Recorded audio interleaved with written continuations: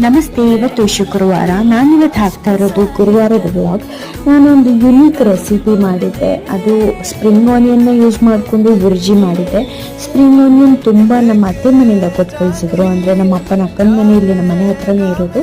ಅದನ್ನೆಲ್ಲ ಬಿಡಿಸಿಟ್ಟಿದ್ದೆ ನಾನು. ಅದನ್ನು ಚೆನ್ನಾಗಿ ಕಟ್ ಮಾಡಿಕೊಂಡು ವೈಟ್ ಪಾರ್ಟ್ ಏನಿರುತ್ತೆ ಅದನ್ನು ಡಿವೈಡ್ ಮಾಡಿಕೊಂಡೆ. ಅಂದರೆ ಅದು ಇನ್ನು ಎಳೆ ನೀರುಳ್ಳಿ ಏನಾಗ್ತಾ ಇರತ್ತೆ ಅದನ್ನು ಫ್ರೈಗೆ ಹಾಕ್ಕೊಂಡು ಫ್ರೈ ಮಾಡ್ಕೊಳ್ತಾ ಇದ್ದೀನಿ. ಡೀಟೇಲ್ ರೆಸಿಪಿ ಬೇಕು ಅಂದರೆ ಕೇಳಿ, ನಾನು ಖಂಡಿತವಾಗ್ಲೂ ತಿಳಿಸ್ಕೊಡ್ತೀನಿ.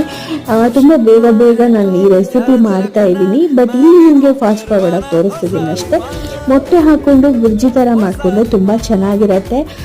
ನೀವು ಕೂಡ ಟ್ರೈ ಮಾಡಿ ನೋಡಿ.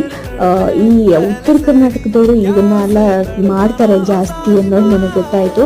ಬಟ್ ಹೌದು, ಓಕೆ, ಅಭ್ಯಾಸ ಇದ್ದವರು ಚೆನ್ನಾಗಿ ತಿಂತಾರೆ. ಬಟ್ ರೆಸಿಪಿ ಅಂತೂ ಚೆನ್ನಾಗಿತ್ತು. ನೀವು ಕೂಡ ಟ್ರೈ ಮಾಡಿದ್ದೀರಾ ಅಂತ ನನಗೆ ಕಮೆಂಟ್ ಸೆಕ್ಷನಲ್ಲಿ ತಿಳಿಸಿ.